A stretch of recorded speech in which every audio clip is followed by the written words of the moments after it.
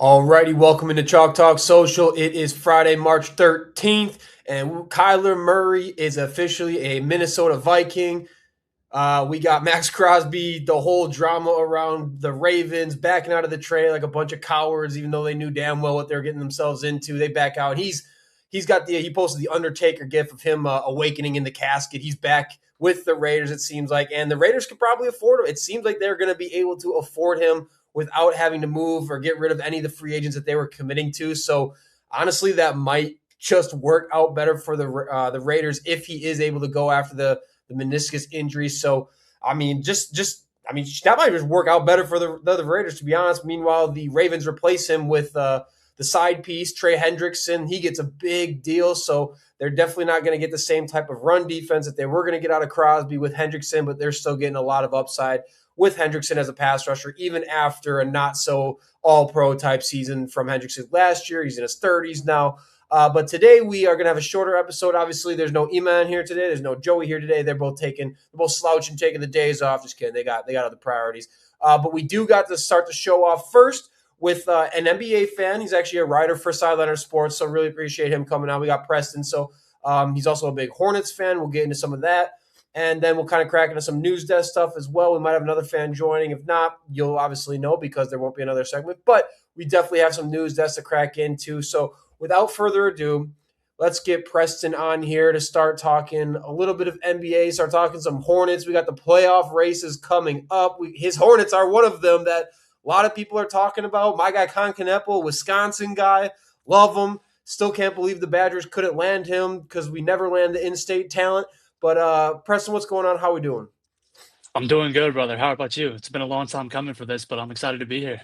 Absolutely, no better time to be talking NBA than right now when in the heat of it. Your Hornets, man. I mean, how long back does your Hornets fandom go? Your whole life, or just what did it come about?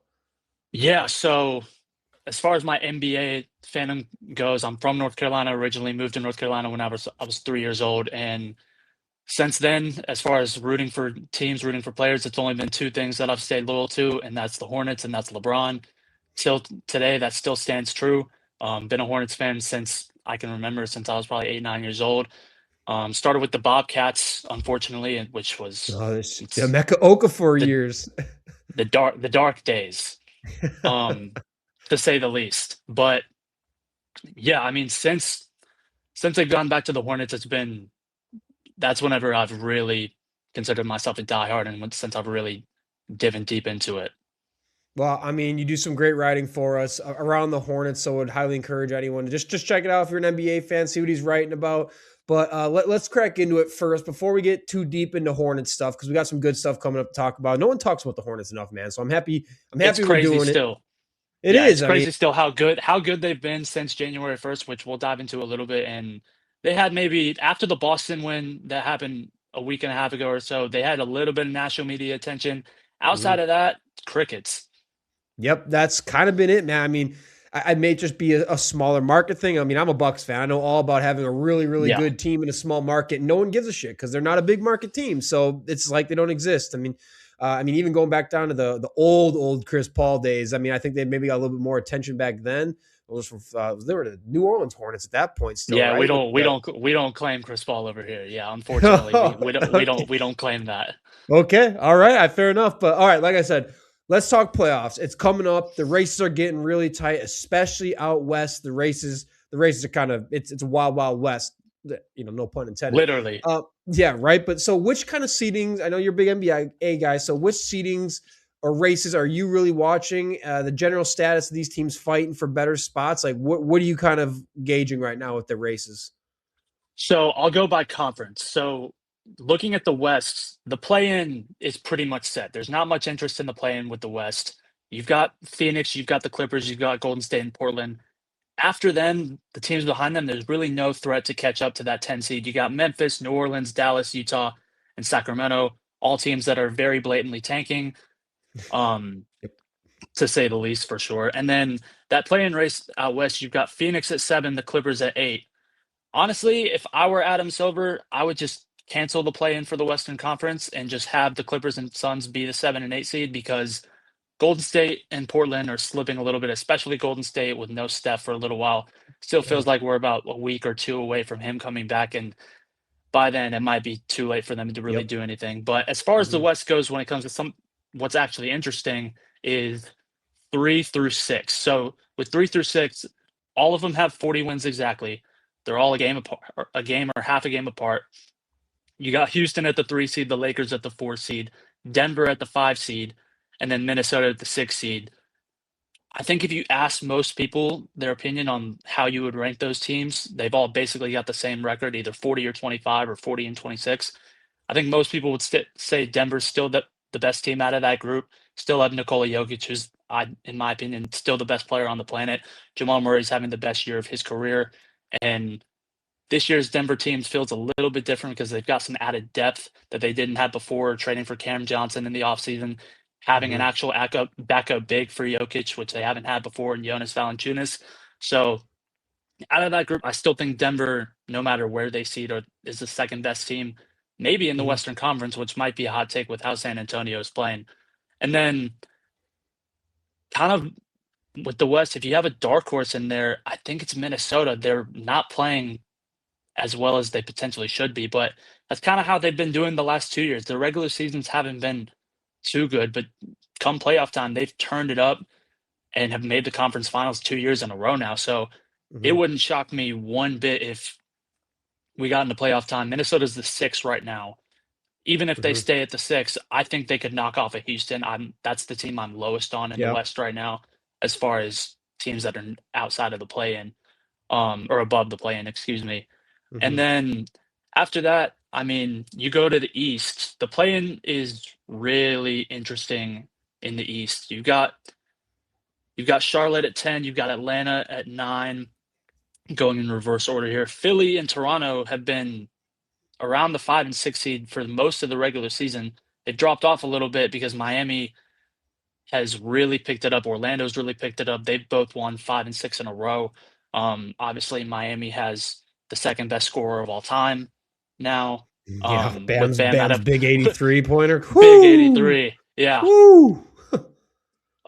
So yeah, they've got an elite scorer now all of a sudden. Hmm. And it's going to be really competitive from there. You've got your top four solidified in the East with Cleveland, New York, Boston, and Detroit. But as far as the seeding race goes, it's going to be really interesting to see how that East 5 through 10 really falls. Hmm. I'm kind of curious. I mean, let's. I mean, we're on the East, so let's talk East quick. Like you said, I think the Heat are a really interesting team right now, but also, I'm the Orlando Magic. I think they're kind of underrated right now when you consider Paolo is what averaging 26. I mean 26. He's got like 14 boards a game or something like Yeah, that. Stupid numbers right now. So yeah. he's cooking, and their defense has been phenomenal. And he's almost average. I mean, Paolo's almost averaging a triple double. He's having an unbelievable season. Their defense has been a top 10 ish, if not better, unit for most of the year. I think if they're a 6 seed, I don't know. Do you think they can knock off a? I don't know if they're going to be able to knock off a Knicks. I mean, maybe Cleveland. I mean, how do you The see Knicks, the Orlando's Knicks and the chances? Cavs, the Knicks and the Cavs are the two most vulnerable teams out of that top four that everyone Hmm. looks at as sort of the next tier, the top tier above the rest of the Yeah. conference. In my opinion, the Knicks and the Cavs are the most vulnerable. Obviously, last night Orlando beat the Cavs in a close Yep. game. Desmond Bain went insane in that game. Yep. Um, and the thing with Orlando over the last few years is, Paulo doesn't get a lot of love at times because he doesn't take the best shots. He is usually a little inefficient. Hmm. Um, but I mean, you watch him play and you see the talent Yep. just come out of the screen. I mean, he can rebound. He's a really good passer whenever he really leans into that playmaking. And Hmm. then, I mean, if Orlando lands at 60, they're at 5 right now. I think they would give. I think at least they would give the Knicks a tough series. I could see that going 6 games, no matter who wins. So they can. I'm not going to sit here and say they can for sure knock off Cleveland or New York, but either of those series, in my opinion, go 6 games at least.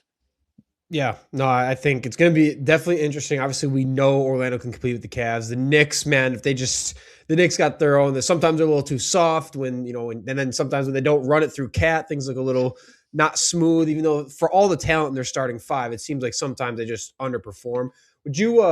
In our last episode, we were talking about who's the most dangerous coming out of the East, and me and E-Man both agreed on the Celtics. Would you say Celtics or Pistons right now out of the East? Boston, 100%. And this might be a hot take. I may have said Boston even if Tatum didn't come back. They Yeah, that's defend really yep. well. I mean, yeah. But I mean, this is why they, I mean, they've been a 2 seed for most of the season, which no one Hmm. expected. Great They shoot coaching. really great coaching from Joe Mazzulla. They play defense really well. I mean, and they've just got some scrappy role guys. Hmm. They got Shireman. They've got Hugo Gonzalez, who's been a really good rookie for them. Just trading for Nikola Vucevic, even though he he's been a little banged up for them at times. And then, I mean, Keita for them, their starting center, has been awesome in the last 2 weeks. He's been Hmm. really good on the glass, really good at blocking shots, and has been kind of that perfect complementary lob threat, shot blocker, rebounder that Boston likes to have. Um, so I would favor Boston because of all of that and just the pure experience. I mean, Detroit's been the 1 seed all year. They defend really well. Offensively, they're not always the best. They're not always as efficient. Hmm. I think they're on a kind And of a the other losing streak right now, are they not? Didn't they just lose four in a row or something like that? Three in a row, four in a row? loss, they just won their last game. They are 5-5 in their last 10. Okay, yeah, I was gonna say they've kind of been slouching a little bit lately, but I They've been mean slouching that's a kind of little. I was gonna say, but outside of Cunningham and Duran is like, it's hard for me to really buy into the fullness of the Pistons when you're comparing them at least to the fullness and what they got going in Boston. Shoot, as much as I think the Pistons would probably beat the Knicks in a series, probably, like I'm like 55-45. Like but I think the Celtics could probably run up both of those teams in like 5 or 6 games if it came to. But what about over in the West? Because also the Spurs and the Thunder is a little like two dynasties rising up right now, and we know the Spurs have kind of had the Thunder's number. We've seen it without Wemby. We've seen it with Wemby and Jokic, or sorry, not Jokic, SGA, both in the game that I think the Thunder won that first matchup with them both in it at least, and SGA kind of took over. So this could really go either way. Did you have a favorite between those two teams? I still have to lean Oklahoma City. Mm-hmm. Gun in my head, I have to lean Oklahoma City.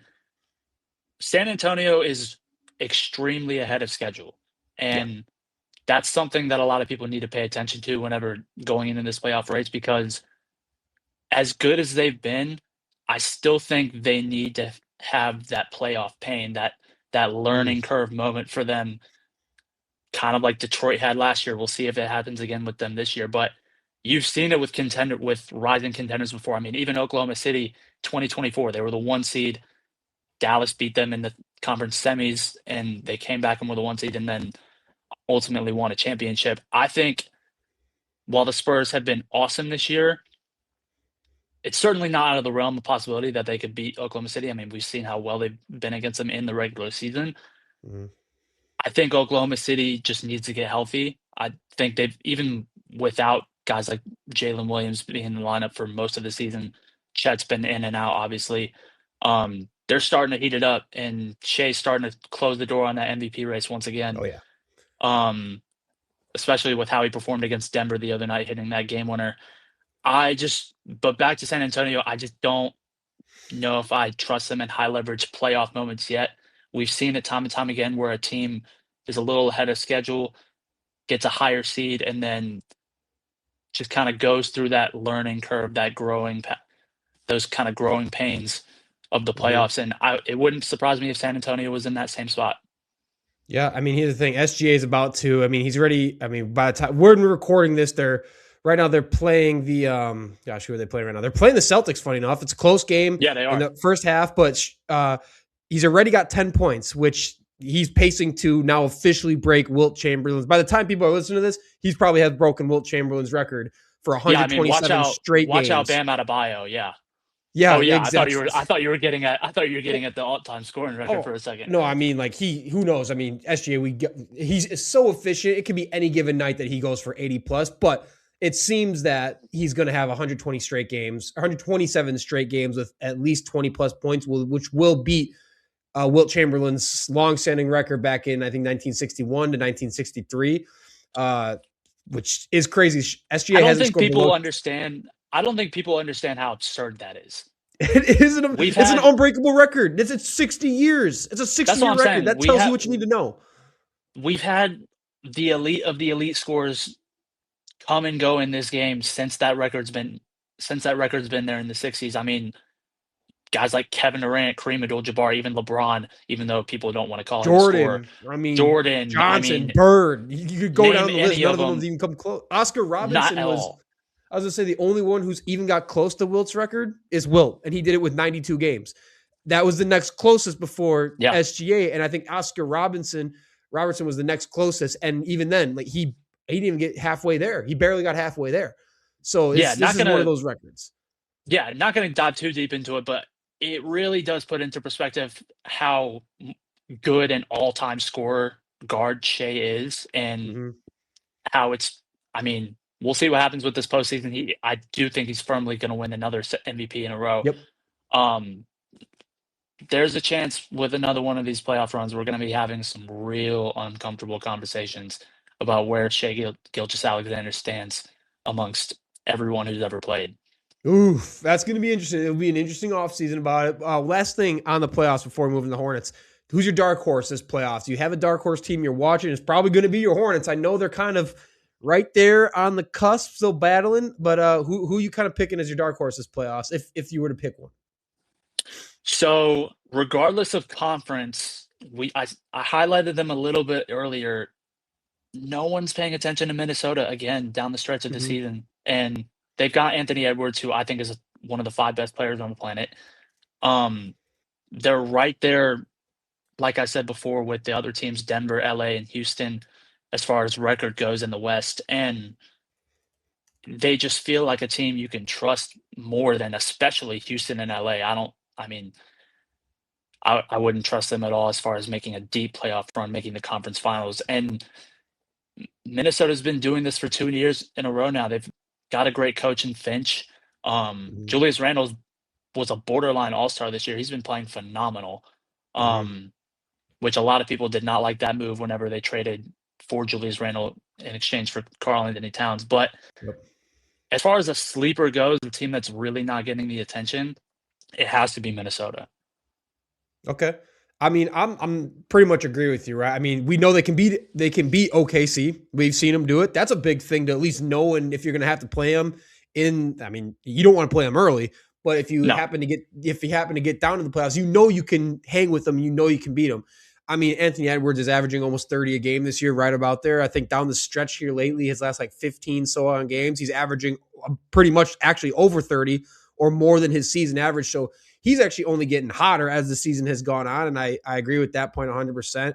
And I agree. I think the roster's a little deeper than people give him credit for with Julius Randle, McDaniels, Rudy Gobert, Dante DiVincenzo, Naz Reid.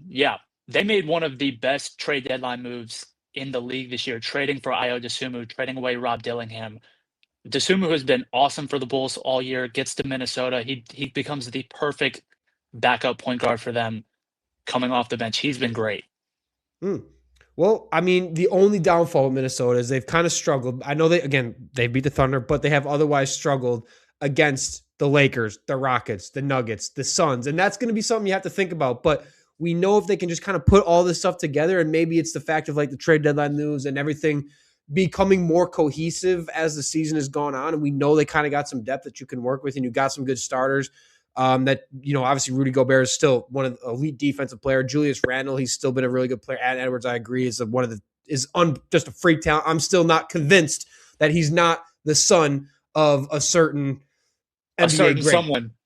A certain 23 or something like that. I don't know. I don't make the rules. Who knows? Who allegedly, but the side by side, the half face thing. Have you seen the half face? Oh my God. The half face of Jordan and Edwards. Just saying. We see that. And we see that every time he makes one of these playoff runs and gets Minnesota to the conference finals after they weren't supposed to be there. The fact that he's 24 years old still is Terrifying. insane. This guy hasn't even hit his Terrifying. yet. He hasn't even hit his prime yet. Terrifying. All right, let's go into your Hornets really quick. I mean, Colin Knapp, there's a couple things that are obvious about what's different about this Hornets team comparatively to some last seasons. But really, like, what's different about this Hornets team compared to the last ones outside of obviously the Colin Knapp factor? That's a huge one. But what else you got for us? Educate us on some Hornets ball. Yeah. So for me, if you, and I know you've probably paid attention to this a little bit, I was pretty checked out of the season by around mid-December. I thought it was a lost cause. I thought if we were having this conversation today, we would be talking about whether I want AJ DeBanter or Darren Peterson. But the turnaround has been insane. It's been one of the great turnarounds in NBA history as far as single season goes. And the biggest thing has been the defense. For the last few years, Charlotte has had a horrible defense, and it started that way again this year. I mean, let me put it into perspective. The defensive rating that Charlotte has since January 1st, 6th in the league. From the beginning of the season, so October 21st to December 31st, over 2.5 months of regular season basketball, Charlotte was 26th in defensive rating, and which is absurd and shows you how big of a turnaround defensively that is.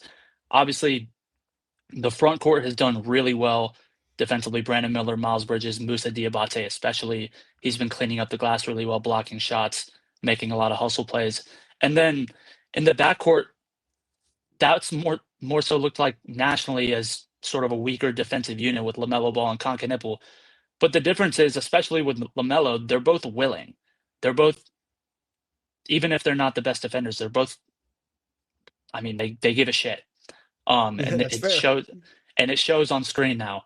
But Charles Lee has got him going, man. There's a different culture in that building since he's gotten there, and they're not settling for anything less than winning. It's super clear that there's been a mindset shift in there.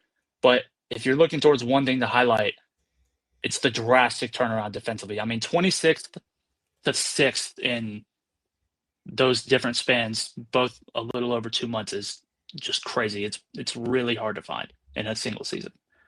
Yeah, I mean, I think since the year started, they have one of the best records, if not the best record in the NBA. Up there, like top 3 records in the NBA since 2026 has started, something like that. Third in the league. Is it third in the league? Okay. 23-11 since January 1st. There we go. So they've been just on fire. And obviously, yes, they had that really slow start and whatnot. But LaMelo Ball's still averaging, like 20 a game right now? I mean, the fact that Colin Knapp around 19, yeah. 19. So the fact that Colin Knapp is like their third option right now, and we're talking about one of the greatest scorers in rookie scores in NBA history, if not the greatest rookie scoring season in the history of the league. The most efficient, at least. Which is crazy because he's a guard who's chucking threes. That is objectively an absurd thing to say. He's also the most efficient. And the other crazy part is that he doesn't have that high of a usage rate. This is why he gets all the Klay Thompson comparisons, is because he's doing this. He doesn't dribble the ball a lot. Charlotte runs a lot of flare screens, a lot of off-ball movement to get Con open, get him these good looks. And then in transition, he's been extremely good off the catch and shoot. Every shot, watching a Charlotte game, every shot you see Con take is a set shot. Even if he's coming off a screen, coming off a pin down, in transition, pulling up from one of the wings, all his jump shots look the same. And that's how you know he's such a good shooter. And the efficiency has been off the charts. And that's the scary part about him even going forward, is that he's doing all this as the third scoring option on the team pretty much. You could argue whether him or LaMelo Ball is second. I think as long as the scores together, Brandon Miller will be the top scoring option for them. So it's nice. It's fun, man. It's fun to watch. It's refreshing to watch. I haven't been this excited watching Hornets basketball since 2016, whenever they won 48 games and then the Miami Heat crushed everything. But that's in the past.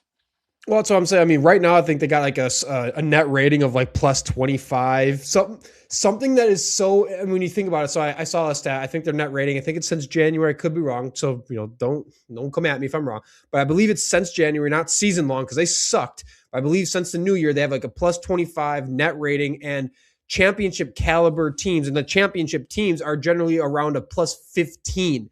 That is how good they have been when you're a plus 10 over what a championship team generally does in terms of net rating. The problem is they're probably going to, if they make the playoffs, they're going to get the Celtics or they're going to get the Pistons, and they're going to need all their dudes to just rip at the level that they've been ripping at. And it's going to be hard. They got the talent. I think they made some really nice moves at the trade deadline, and they're just killing it right now, man. And I think they're going to be carrying in as much momentum as anyone in the playoffs. I think out of the East, I think the Hornets, if they get in, and the Celtics are the two teams with like so much momentum that I think it's kind of scary. And even if the Hornets aren't like going in as the hottest of the hot team, like they're the hottest, like one of the hottest teams since 2026 has started. Yeah, 2-2 in their last four, so it's been a little rocky in the last week or so for Charlotte, but Mm-hmm. still, since January I mean, 1st, they had a as I 10 said game win before, streak. yeah, they had a I think that's. 9-game win streak and then they had a 6-game win streak Mm-hmm. right, I mean, back to back pretty much. Mm-hmm. Um, but like I said before, 23-11 since January 1st. The Hornets are, if you told me this in December, I thought you'd be on some sort of drug. Since January 1st, first in offensive rating, Oh, sixth in defensive rating, whoa. first in net rating, What? first in rebound percentage. What? Everything. Yeah, exactly. It's That's crazy. it's been absurd to see the gigantic shift that has happened. And then as far as the playoff race goes, and who's the most dangerous coming out of the East? I mean, yeah, coming in with the most momentum right now. I mean, Charlotte's up there, Boston's up there, and I hate to say it right now because they are in the Hornets division, and you know this as well as I do because you're a Bucks fan.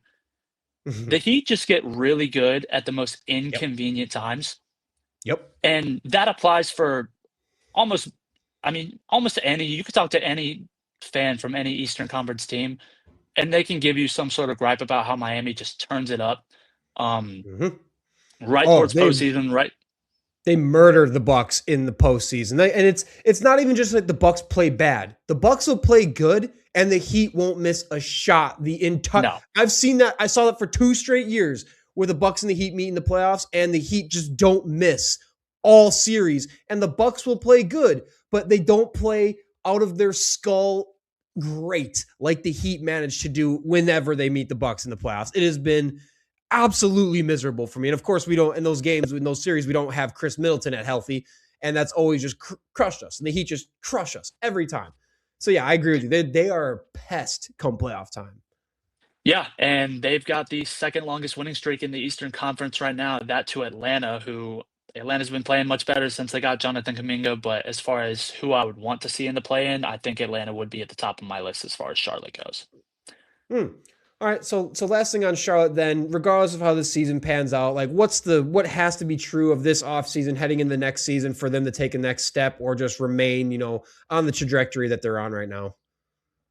So it's a slippery slope because you'll have people that will want to just keep the core together and see how it grows, see what you've got with a full year of them playing how they should, which is how they've been playing for the last over 2 months now since 2026 has started.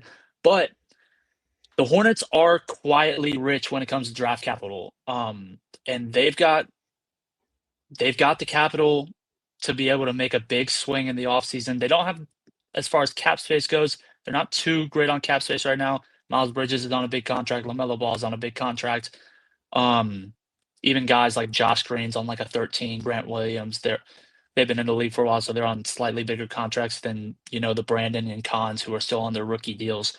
Um, but Charlotte's got a lot of picks. I mean, even just looking at the next few years, 2026, they've got two first. 2027, as of right now, they have three. A Miami protected 1 through 14, their own, and then a Dallas protected. Um, and then going down the line, I mean, they've got their picks, and even the Kobe White trade, they didn't have to give up a pick. getting for It's a big Collins. one. Yeah, which is huge for this season as far as addressing the backup point guard situation. But the Hornets are definitely one of those teams that can make a big swing. And I mean, who knows? They could call up Milwaukee. And how many? Let me ask you this as a Bucks fan: Miles Bridges and how many first round picks for Giannis? Dude, I do like Miles Bridges a lot. And It would be Miles Doc, Bridges and then another contract probably on top of it. Someone maybe like a Josh Green or someone like that. There definitely were talks of Charlotte making a swing for him at the trade deadline. It didn't obviously happen. Um, but yeah, I just don't see Giannis approving and doing any trade that's not a big market. If I'm just being totally honest, and I hate that, it's gonna be someone like the freaking Knicks or something like that. I don't know what happens. I think Doc Rivers has sucked the soul entirely out of this team, the organization, the Jimmy Haslam era. It was a mistake to bring in anyone involved with the Cleveland Browns into your ownership group. That's how you knew this was all done. And every fan knew it from the yeah, moment it happened that this is over as soon as Jimmy Haslam stepped in the door. And then Doc Rivers came in and they just keep letting this scumbag linger around and tank the franchise the way it's been one of the worst coaching outputs I've ever seen as a Bucks fan. And I've seen bad, bad Bucks teams. And this team, it's not as that bad as like some early 2000s teams, but it's bad to the point where I think Giannis is gone this offseason. And I think because of the injuries now, it's not like he's like 36 or 35 years old. So you're still going to get something really good. I don't know if Miles Bridges is enough given it's Charlotte. It's not like the big market team. It's not the team most on the precipice of a championship, which is obviously what Giannis wants. So if Charlotte really wants Giannis, man, I just think you'd have to give up so much. And that's just a problem with trading for Giannis. A lot of teams would have to give up so much to the extent that, yeah, we got Giannis, but now we ain't got shit else.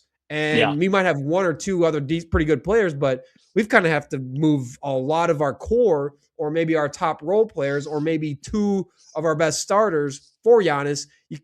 That's the problem. That's why he really didn't get moved at the deadline, because rightfully so, the Bucks were asking for the entire world despite the injury. And for a team like the Knicks, who are really in the talks, it's just like, well, do we trade Anunoby? Do we trade Hart? Do we trade all these guys that really matter to the run that we're on for the sake of one player and wipe our depth and roll clean?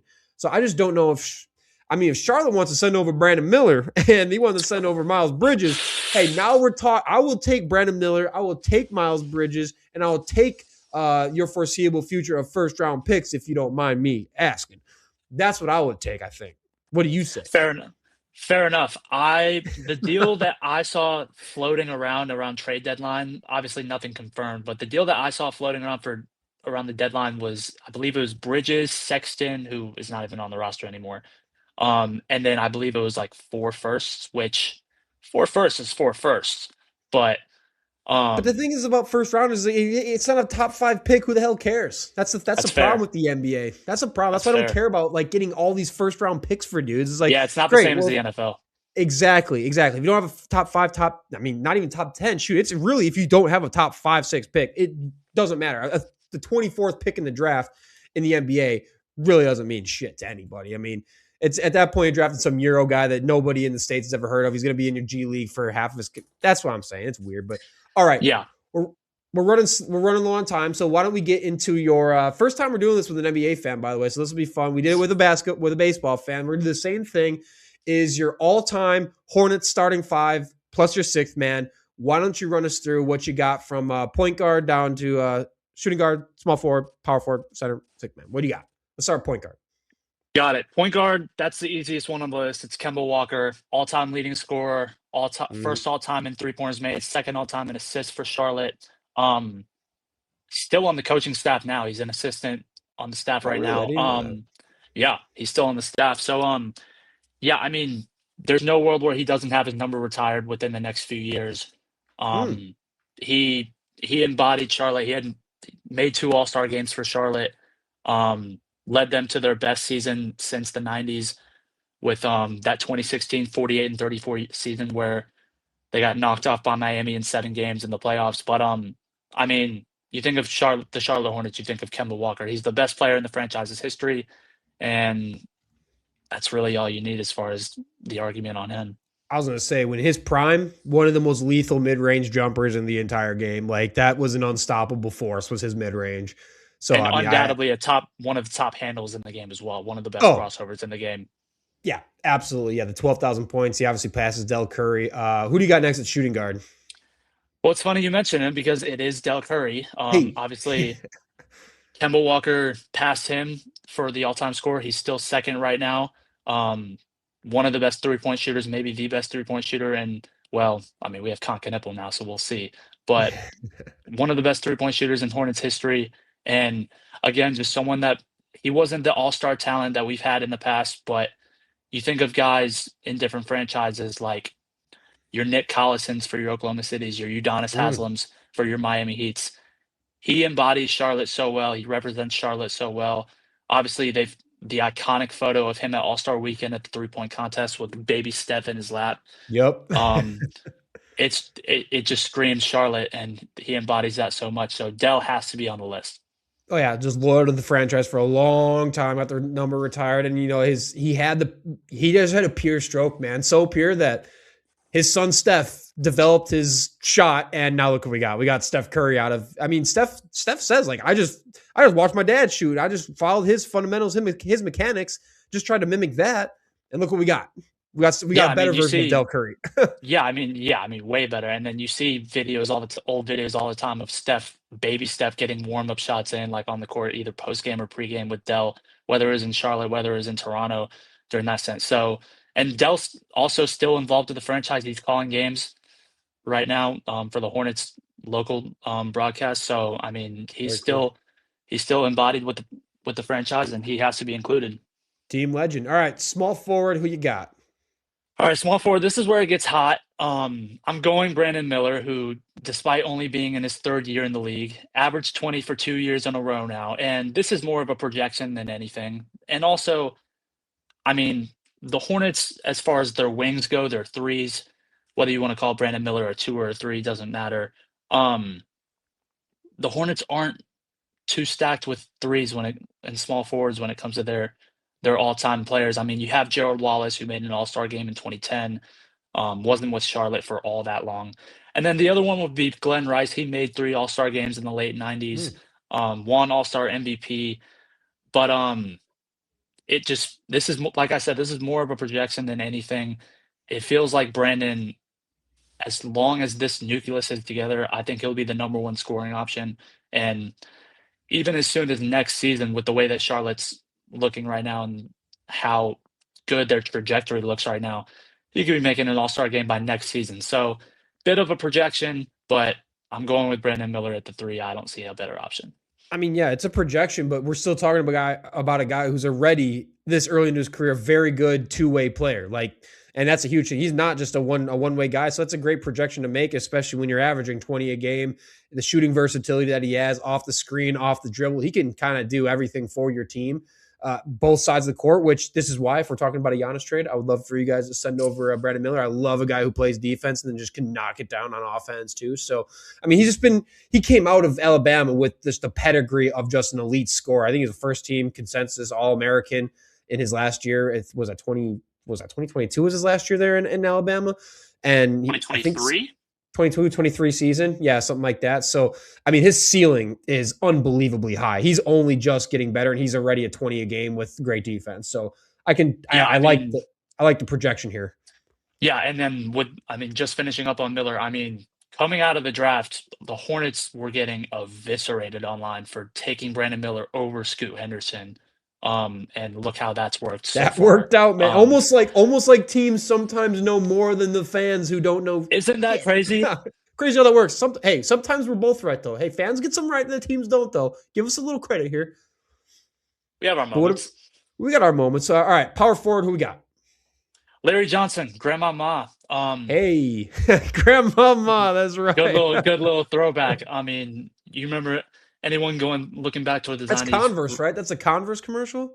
I think so, yeah. Okay, I Yeah, he think had that's the whole Converse. like grandma fit on, he had the wig on. Yeah, I think that's Converse. Yeah, Yeah, so but I mean, multiple time All-Star, one rookie of the year with Charlotte, all NBA in 93, which was the Hornets' best season as far as their 90s run. which their 90s run, the best they did was a second round playoff exit to Michael Jordan. So thanks a lot, Mike. Um, but yeah, I mean, as far as all timers, you can't go wrong with Larry Johnson. Like I said, two-time All-Star, made an All NBA team. Was a 20 and 10 type of guy, super athletic, could rebound, would dunk on anybody. Larry Johnson has to be the four. I was gonna say perfect guy for that era of basketball, that gritty attitude era of NBA, and he was just a physical MFer, and he would throw his body around. He was like a physically dominant dude. I know he had a really good rookie season, just kind of carried on, became a franchise legend. The playoff run. I know he had his moment against I don't remember what game it was, the Knicks moment in Yeah, late '90s or something like that, where I just remember it was a 4-point play, yeah, Knicks, something iconic like 4-point that. play. Yeah, I believe Yeah. it was 1999. Okay. Yep. So I mean, he's a Yeah. cornerstone. He's a cornerstone of the franchise. All right. What do we got for center? Another cornerstone, another defining player from the 90s. It's Alonzo Mourning. Ooh. Um, yeah, have to go Alonzo Mourning. First team All Rookie, 2 All-Star selections again in 94 and 95. He set the franchise record for single season blocks. Was Wow. just named to the Hornets 30th anniversary team. Love it. Yeah, so I mean, you can't go wrong with Alonzo Mourning. And frankly, being completely honest, the Hornets have been pretty thin when it comes to great centers. Um, What are we talking about? You had Frank Kaminsky, Badgers legend. What are we talking about here? oh, I was so pissed at the time whenever we took him, but it turns out I would have been wrong anyway because as I'm a Duke fan as well. So, but Justice Winslow didn't turn out as well anyway. So That's that true. draft we just were destined to not get the right pick. Something about Michael Jordan. Michael Jordan really, whenever he owned the team, really enjoyed drafting tall white guys, and Kaminsky was kind of the headliner of that. Yep. I mean, hey, get it in the morning like Alonzo. I love it. I mean, we're talking about a guy that had like 21 a game, 10 boards a game over his 4 seasons, right? Because was that his first 4 seasons? How long was he there? Because he kind of bounced around a little bit. He was there from 90, I believe, 2 till the late 90s. Okay. He got traded to Miami, I believe, in So his department 95. 95. It was Yeah, 95. So yeah, 95. he 4 seasons with the Hornets, a really Yep. short-lived stint. But him alongside Larry Johnson, come on. Yeah, Like absurd you got front court, absurd yep. front court, great rebounding, great rim protection, especially from Alonzo. Yeah, Mhm. 92 to 95. Um, I mean, and like I Led said, the NBA in blocks per game, man, multiple times. I mean, just a wicked defender to pair with a guy like Larry Johnson is so dominant. I mean, that's a team that you just wish could have. They had it. They had the tools, the pieces around to do a little bit just more in the wrong playoffs than they place, did. wrong time. Wrong place, Yeah, wrong that's time.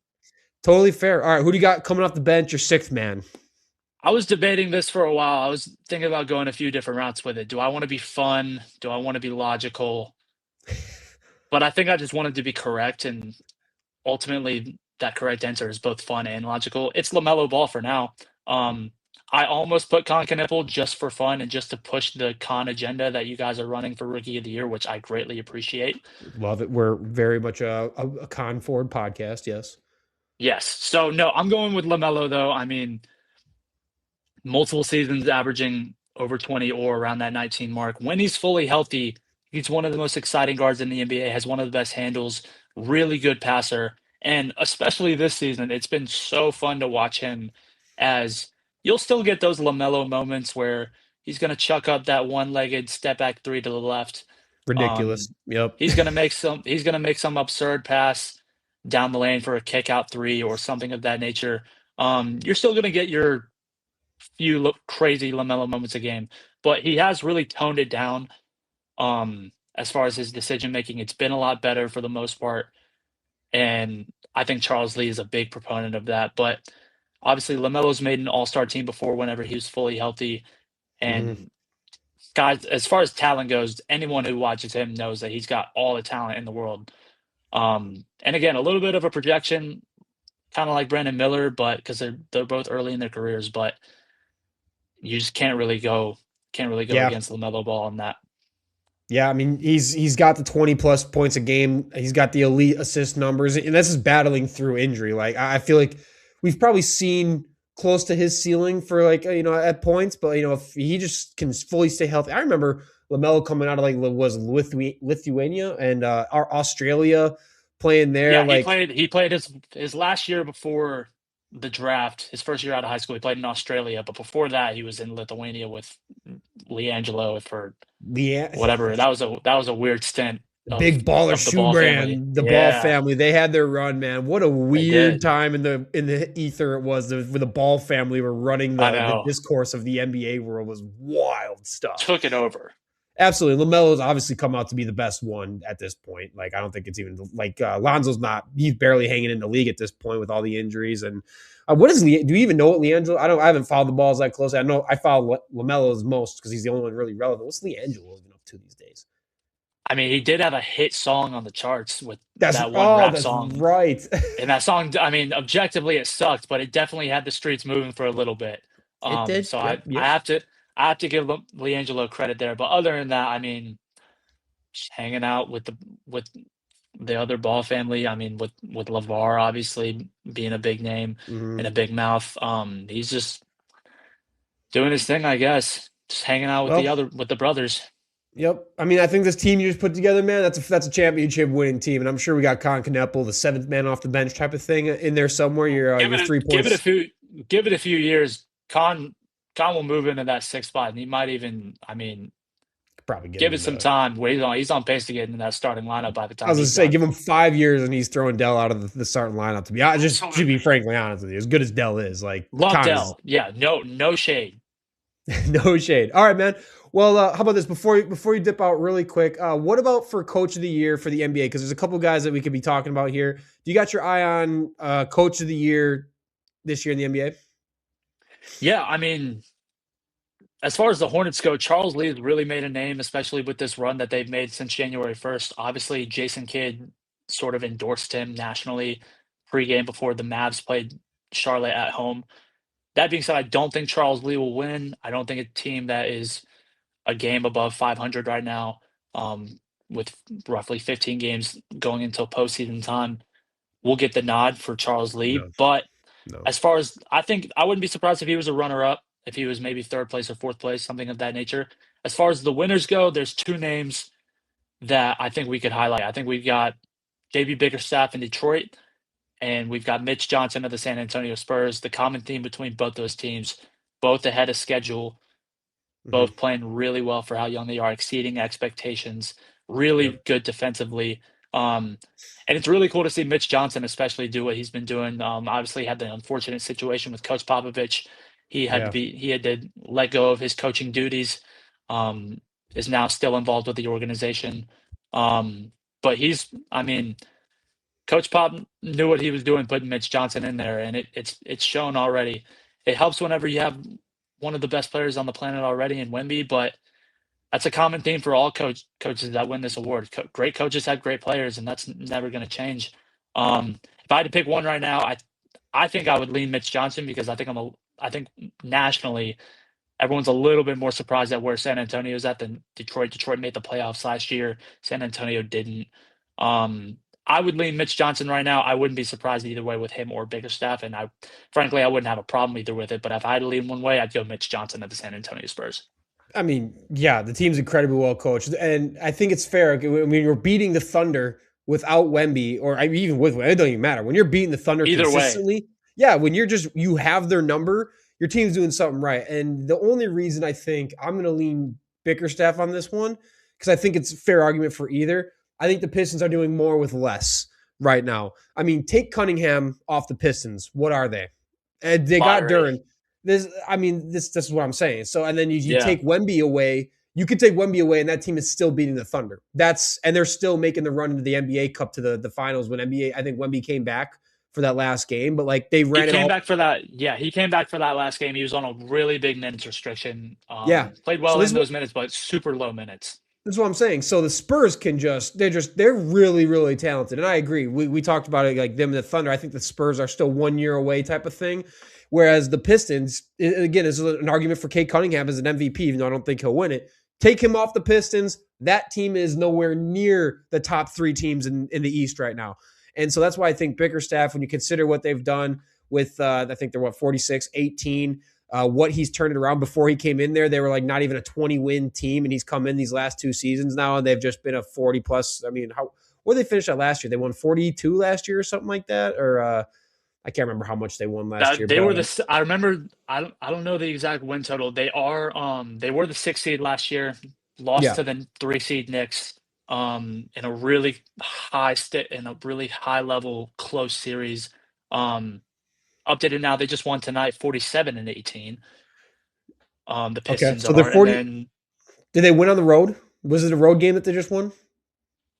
it was a home game against the Philadelphia 76ers. Well, there you go. Well, the point I was going to make on the road game is I believe they had the stat I pulled up. I found was they have the most road game wins this season. So that says a lot. If you can go on the road with a team that is objectively not as talented as other teams in the top 3 across the East and the West, and you're just crushing teams on the road, I mean that's a mentality thing. That's a coaching thing, and they have the most. They've allowed fewer than 100 points in a game 16 times this season, which is tied for the NBA lead. I don't know how much did they allow tonight.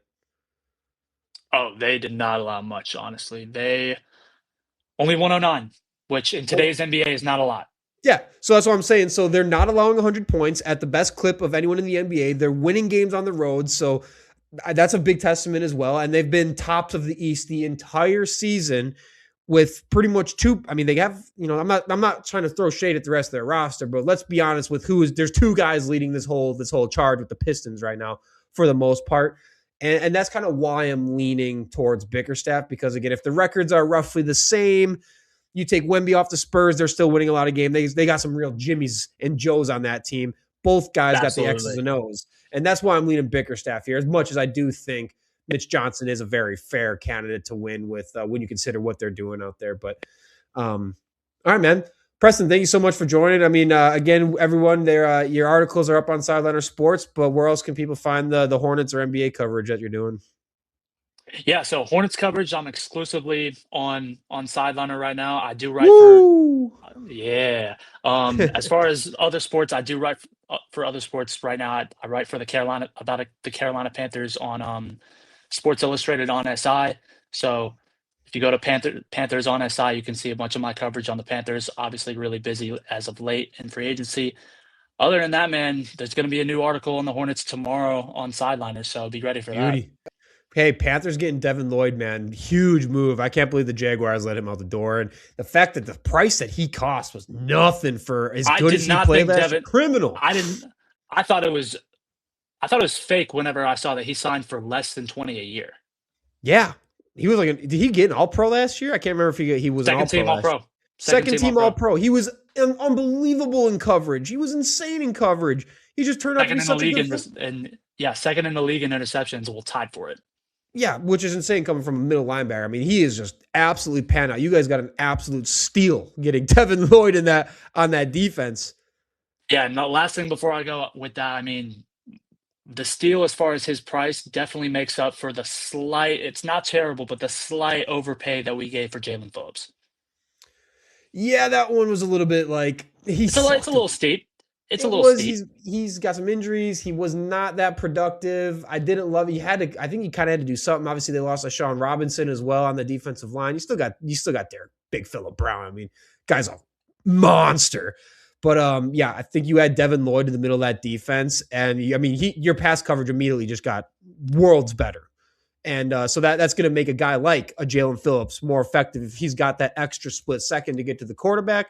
Maybe it changes. Maybe he gets a 10-sack season that they're clearly projecting him to have when you give him that much money. You're projecting Yeah, him to have a lot of production in your defense if you're paying him that kind of cash, man.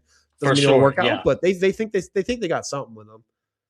It's certainly improvement. I mean, we've got Nick Gordon on as an edge rusher as well. I He was liked him solid coming last out. year. Yeah. And then Jalen Phillips is an instant upgrade for the pass rush. And now, I mean, you have great talent on all 3 levels of the defense now, which Panthers fans haven't been able to say for a while. Got the cornerback duo with J.C. Horn, Mike Jackson. Got the coverage linebacker that you need with Devin Lloyd.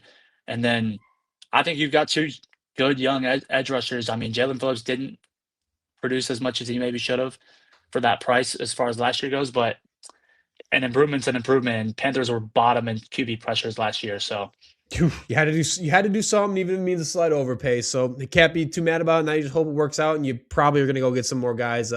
They're probably going to draft a run. Hey, Love, running back, new running back of the Panthers. Love, what are we thinking? He's not falling to 19. Okay. Okay. He ain't. I'm not gonna give myself any hope on that. I think as far as skill position goes, the only one we have a chance at is maybe Kenyon Sadiq, tight end from Oregon, maybe falling to 19. He's been mocked everywhere from 10 to 28 to I could wherever see in him in that first Carolina. I round. could see him in that uni. I could see Sadiq, Carolina Panthers. I could see that.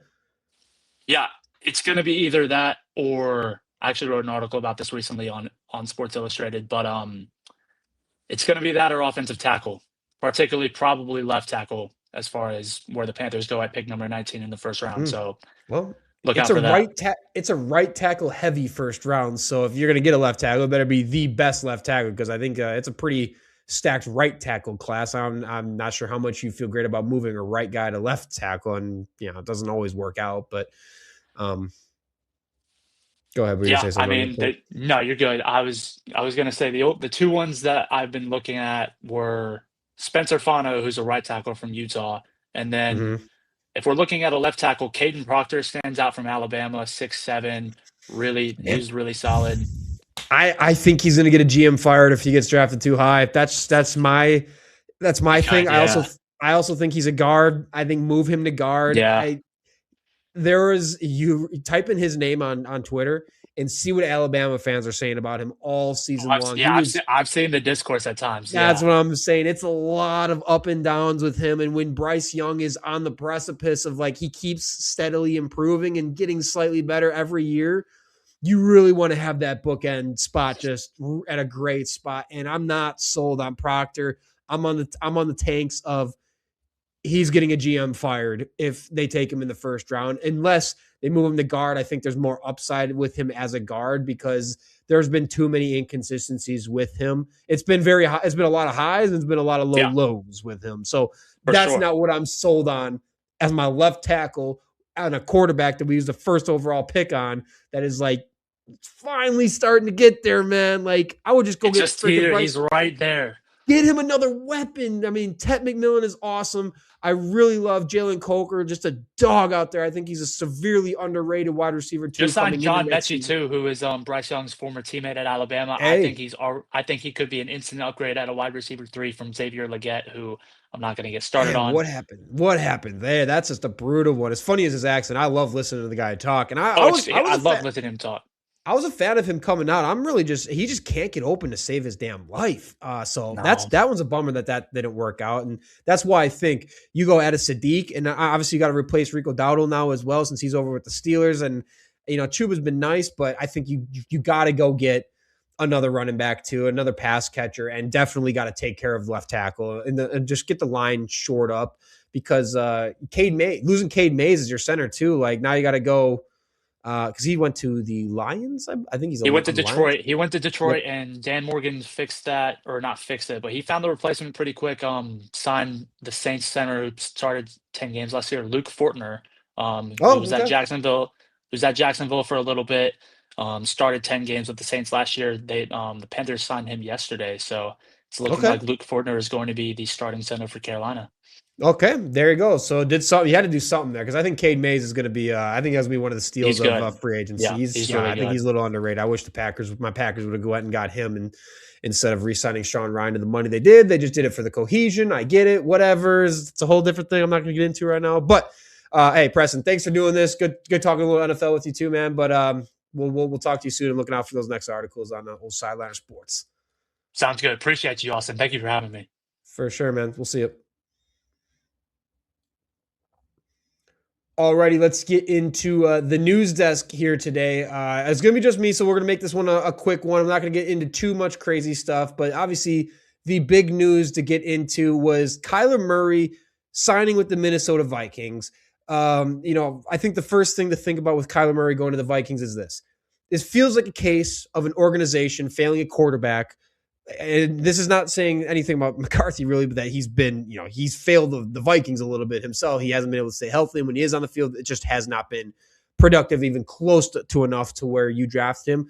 But it seems like they've kind of cashed in on him. They failed him. They did not develop him the right way, which is kind of a shame. And this should be a lesson to young quarterbacks to maximize your development in college and don't come out until you are certifiably a ready dude. I mean, in the sense of this, think of this. NFL coaches and GMs don't have time to wait around for you. If the plan is for you to be contributing early, sure. If they draft you like the Packers do with drafting Jordan Love or Aaron Rodgers, we know we're benching you or sitting you on the bench for 2 years. That was not the plan with JJ McCarthy. I'm not sure what the Vikings plan really was with JJ McCarthy and the Sam Darnold, all that stuff. Clearly, they did not have a great plan in place, and clearly it cost the GM his job. KOC probably still has faith in JJ McCarthy. Kevin O'Connell, the coach, probably still has faith in JJ McCarthy. But even if McCarthy takes a step next season, he's still so far away from being where he needs to be that the Vikings will still finish last in the division, and KOC is probably fired or they move on from whatever before McCarthy is developed to where the Vikings need him to be. This change, I think the Kyler Murray signing now, I think he signs with Minnesota. He probably had his pickings of options. I think he signs with Minnesota. I know he was emotional about signing there, so clearly I think he had a bias to playing there. KOC is still a nice offensive mind. They obviously have a lot more weapons than a lot of teams have that he probably could have signed with. That said, I don't think it changes anything that the Vikings still have the fourth best quarterback in the NFC North, and their defense still has a lot to get right, and they have a lot to improve there. Look, Kyler Murray got a 1-year deal for a reason. He's about to turn 29 years old. He still has a lot to prove, and there's a lot of things that have tarnished his reputation as a passer that he's got to shake, or he's once again going to be finding himself fighting for a quarterback job, starting quarterback job, and maybe a camp battle next season. So this is a far from a sure bet to work. And you can go ask the Cardinals fans, not me. Don't take it from me. Ask the Cardinals fans. There's too many of them rejoicing that Kyler is no longer a Cardinal for the Vikings fans to just be like, oh, yeah, we're finally good. There's definitely more upside. I'll give them that. The upside here is that if Kyler Murray stays healthy, it's going to be very difficult to account for his legs, plus provide the proper attention that you need to give to primarily Jefferson, but also Jordan Addison. TJ Hawkinson has definitely lost a step since the injuries, but we know that those Cardinals quarterbacks love peppering their tight ends. Ask Trey McBride. So I think I'm definitely buying some TJ Hawkinson stock in fantasy football this season. So like I said, I think there's a good chance he's signed in Minnesota with the understanding from KOC that, hey, man, we're going to say there's a camp battle, but realistically, you're our starting quarterback going into next year. And unless something dramatic happens where you get injured or JJ McCarthy just looks lights out, coming into this last season, we were hearing, oh, JJ McCarthy's doing this, he's doing this. So Kyler Murray still brings that dangerous pocket escapability and absolutely can make some nice touch passes, definitely better than JJ McCarthy has. So it definitely raises the Vikings' offensive ceiling. The problem on the other side is he's only played one full season in the last 5 years. The injuries to Kyler Murray have absolutely eaten away into his ceiling, and each year he's progressively looked worse since his first injury in 2021. He's only had a passer rating above 95 one time in his career, and any season he's played 14-plus starts, he's thrown double-digit interceptions. So I think there's still a lot of caution to take here. He's not a better quarterback at this point than Jordan Love or I'll take Caleb Williams over Kyler Murray in a heartbeat. And I'll take Jared Goff, the statue, with what he can do in the Lions offense over what Kyler Murray and the uncertainty does. Again, he got a 1-year deal for a reason. It's a prove-it deal for a guy who's about to be 29 years old. So even if this works out and they do get better at quarterback, how much are the Vikings going to be willing to invest in him long-term, or even if it's a 2-year, 3-year thing? It doesn't mean that the Vikings are still in a spot where, yeah, Kyler might make us a little bit better next season if he plays the whole season, but we might still be needing to look out for another quarterback or make sure we have something else in the wings for a couple of years from now. And I'm not sure that they're not going to try to maximize on some time a trade package for JJ McCarthy. I'm not sure the Vikings know how much they want to invest in JJ McCarthy at this point, especially with a new GM coming in who didn't draft JJ McCarthy. He's not going to want to be bought into that picture and put his job on the line for a JJ McCarthy development timeline to take place. So I think there's still a lot of question marks here with the Vikings. I think Kyler most definitely raises their ceiling, but again, there's definitely needs to be a level of like, let's pump the brakes a little bit here. He's still the fourth best quarterback in the NFC North, on the fourth best roster in the NFC North. And it seems pretty firm that unless something drastic happens to those other teams, the Vikings are still finishing in fourth place and missing the playoffs this year. And I think that's only going to cause this whole thing to get even funkier next season. Then Kyler will be in his age 30 season. And I think the Vikings are just in a very weird spot right now. But this move definitely does raise the ceiling for him. One other thing I want to crack into now with the news desk is we've seen a lot of running back signings this offseason, this free agency. There has been quite a bit, but there's been one move that I think has kind of stood out as the under the radar, not even under the radar, maybe a little under the radar, but one that I think is the most impactful dark horse. We'll call this the dark horse best running back move this free agency is Tyler Allgeier moving to the Arizona Cardinals. This is why. Last season, he ranked 8th in success rate on outside zone runs. Not last season, sorry. In the last 2 seasons, he's ranked 8th overall in success rate on outside zone runs.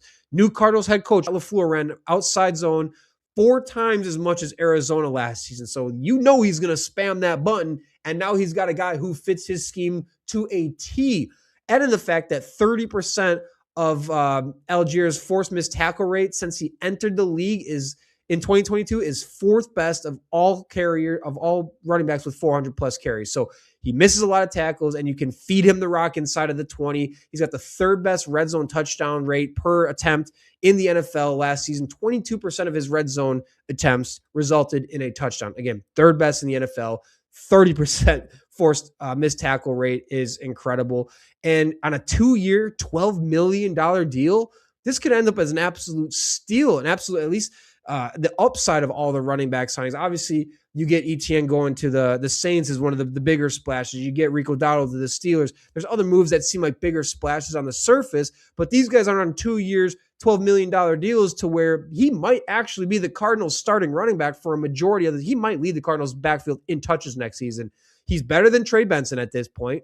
Definitely better than Bam Knight at this point. And Lord knows the days of 31-year-old James Conner being a workhorse or anything steady that you can truly rely on for a full season are long gone. So I think the Cardinals will probably look to move on from James Conner or Trey Benson. More likely Trey Benson. They'll get a better return for him. And he just has not been obviously he was hurt, but he's still not been what they need him to be yet. Resulting in, again, I think Allgeier ends up leading the Cardinals in backfield touches at a ridiculously cheap cost. And I think it's pretty abundantly clear from his time in Atlanta that he's good enough to be a lead back. It's just really hard to do when you're sitting behind a generational running back like Bijan Robinson. So I'm chalking up Tyler Allgeier to be the dark horse steal of the running back class, this free agency that I think is going to end up, man, if I'm a fantasy football guy, I'm making sure Tyler Allgeier is on my team. I think we're sleeping on this one too much because it just looks like a backup running back. Sign on a team to be a backup running back. I do not see it playing out like that, considering what I just said about his usage, where he thrives, and what LaFleur likes to do with his offenses. So sign me up for some Tyler Allgeier. But all right, until next week, I'm sure we'll have much more to talk about NFL, MLB, NBA. But this is another episode of Chalk Talk Social. We will see